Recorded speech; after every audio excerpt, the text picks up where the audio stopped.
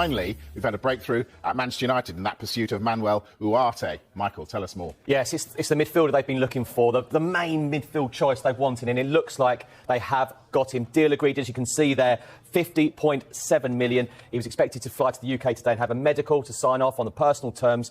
Look, PSG wanted a permanent deal as well, but United are delighted. PSG were looking for a bit more money here, but United have got this deal and it's close to being done. He was the primary target throughout this window for Manchester United. So Erik will be delighted. From PSG's point of view, they feel like they're pretty stacked in that position as well. They acknowledge he's a very good player.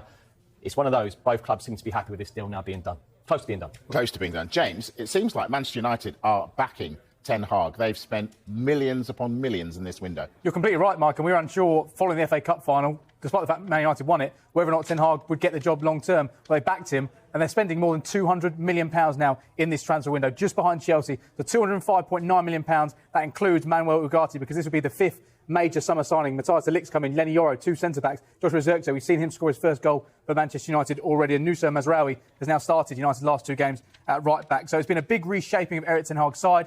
A different structure and a different approach in this transfer window as well. They've been patient at times, but they've not been involved in these long, drawn-out sagas which we've seen in recent years. And with that £205 million, they've spread that across the squad as well. There's not any spending of more than £50 million for one single player. You're not getting the £86 million we saw for Anthony or £70 million for Casemiro. So they've really had different options in each area of the pitch. And now Erik ten Hag has got a squad which needs to compete for Manchester United. But, Michael, Manchester United traditionally spend a lot of money. The Glazers put a lot of money in. But historically, they've struggled to offload players for money. Are they doing better business now? Yeah, absolutely, Mike. As you can see here, look, this is including Scott McTominay's potential move to Napoli. Now, we understand now that deal is getting finalised, and Scott McTominay looks to be a Napoli player very soon under Antonio Conte. We're including that figure here. So the figure is around €30 million. So he's going to fly in, sort out a medical. But look, you look at the players they've sold as well. Mason Greenwood, Aaron Wan-Bissaka. They've sold a few squad players as well. And we're talking about the structure about Manchester United now. OK, the manager stayed, Erik ten Hag, but Omar Barada came in from Manchester City, Jason Wilcox, Dan Ashworth. Just as important bringing players in is so important getting the players you don't want out, and Manchester United seems to be doing well at this summer.